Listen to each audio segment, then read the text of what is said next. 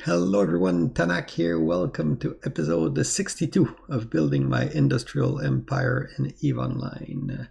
Let's start with the progress report. As you can see here, my net worth plus the net worth of my characters plus that of the corporation is now at 170 billion ISK. If we look at the value here, there is a huge spike this week. If we go into more detail, you see that Tanak increased by 2.3 bill, Erica by 1.6, and Toy Company by more than 15 bill for a big total of almost 20 bill progression this week. Where did that come from? Part of that, from my character was writing income, and I told you that I had gotten like 2,000 plex for my 20 people that used my referral link.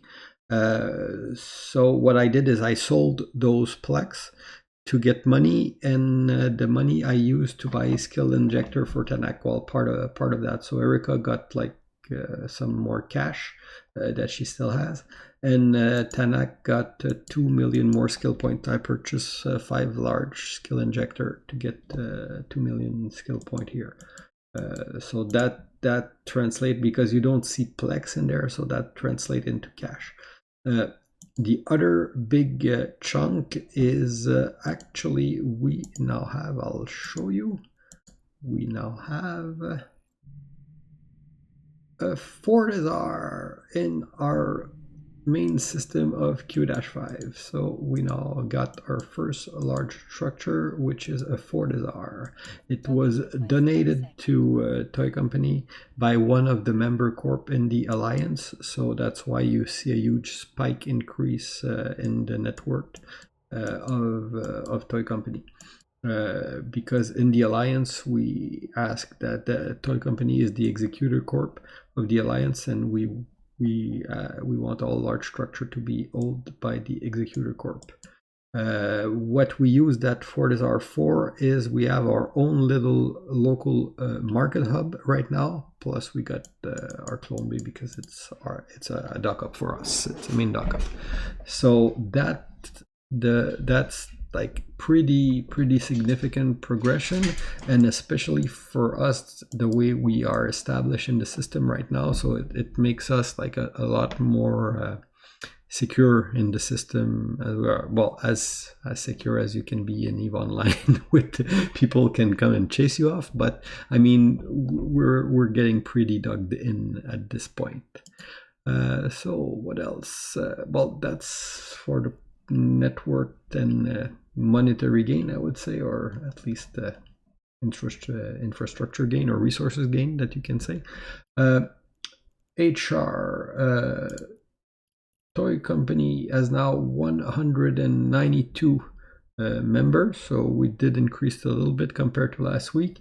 And if we want to check the alliance, the entire alliance is now at 212 member. We do have more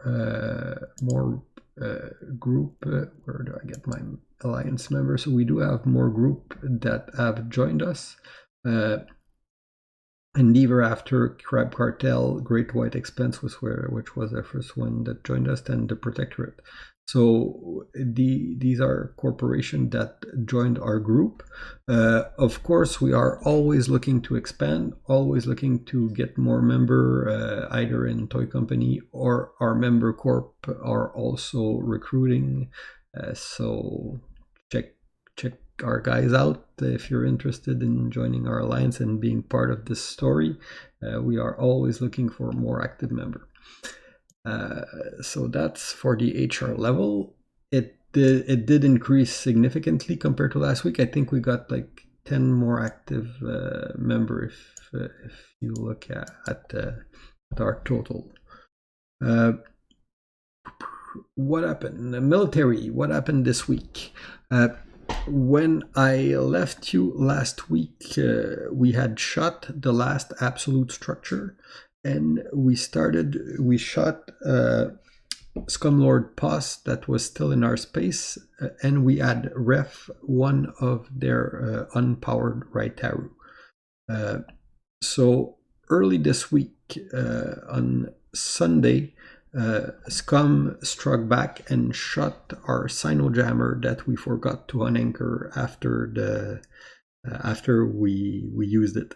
So for us, well, it was like a monetary loss of about $1 billion because we miscommunicated and nobody was assigned the task of unanchoring the thing. So shit happened, our bad. And good shot, Scum. You got it. so that's what happened initially on Sunday, and after that, a little later during the day, we shot the Raitaru that was in right there, where is the map? It was here in R-2. So we did shot Scum Raitaru there, and right after we shot that one here, we refed the last structure that was in our space here. There's a Scum had an Astro House in Q-5. So we refed it right after, and that refing was unopposed. Then a little bit later during the week, we push the timer on that structure. So that Astro House was first refed. Then we pushed the armor timer. We pushed it to all, which was also unopposed. And then we had a fight yesterday for the final timer, which was the all timer here for that Astro House. So to give you, I'll show you the battle report. It was during the day, so we didn't have that big of a form up. 42 here. I think some officer told me 44 in fleet, so maybe some that doesn't show in the battle report. But still, like around 40 from our guys. Scum came with, I think it's the largest number of Scumlords that we've saw in a long time. So they were like 25 according to this. Like a fleet around 20-25 people. I would say they had the technological advantage. They came in Sleipnir and Hurricane Fleet issue, and they also had a Dread on field. We were flying Feroxes. It was a pretty good fight, actually very interesting. One of my officer actually made a video of that fight, so you will see like the perspective of one of our Logi pilot. So it wasn't an officer, it was one of our Logi pilot that made a video, and I will link it in the description. So if you want to see the fight, there is like the battle is actually shown. What happened is we lost about 1.6 bill of ship, mostly Feroxes that die, but we did kill a bunch of ship. The fight had two engagement. The first one was pretty much 50-50, I would say. The second one, we won the engagement, and we managed to kill the structure. So all in all, counting the structure, we're at 6.7 billion damage inflicted on Scum versus on our 1.6. So that was the battle yesterday. With that, it cleared the last structure that was in our space. So right now, at the moment I'm speaking, there's only Gunzara structure in this space, excluding a few Pocos that we haven't claimed yet. But and we do own a majority of the Poco too. So at that point, we have pretty much achieved what we set up to do, which was remove all hostile dock up from our space. What else happened this week? Well, from our perspective, that's pretty much it. Now we're focusing a lot more on the economy. We set it up. We set up a PI buyback program to build some more advanced material in the pocket, including fuel.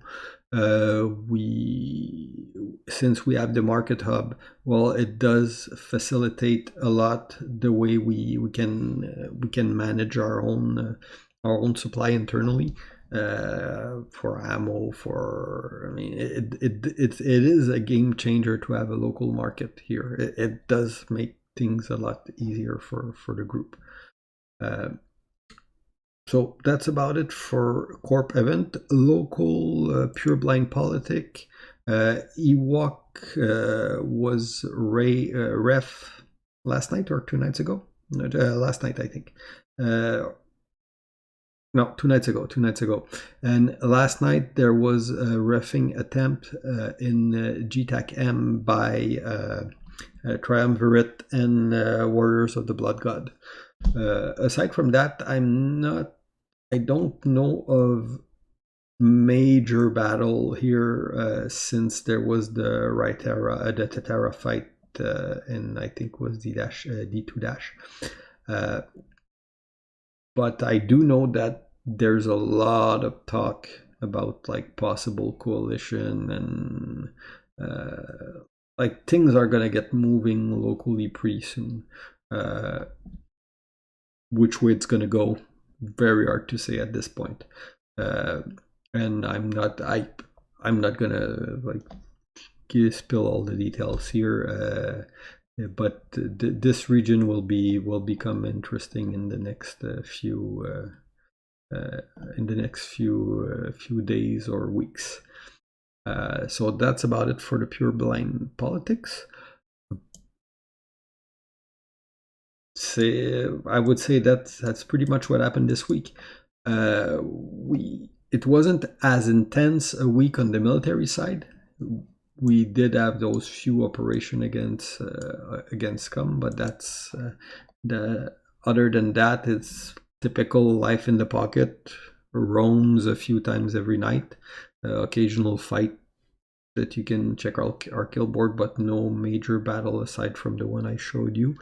What you can expect from next week? Well, our goal now that the pocket is pretty much clear is really to work on the economy for a week or two. We want to get to a point where we set up what we need to start building combat capital in the pocket. So that's our aim now. For that, we need money. so we are working on like shifting the economy to second gear, taking advantage of the fact that we now we don't have any major war going on right now. So we want to start gearing up the economy and recruiting to increase their safety in number, as I say. So we want to increase the power of our alliance, and that's the one thing I really want to stress is we want to increase the power of the alliance, not the surface area of the alliance necessarily.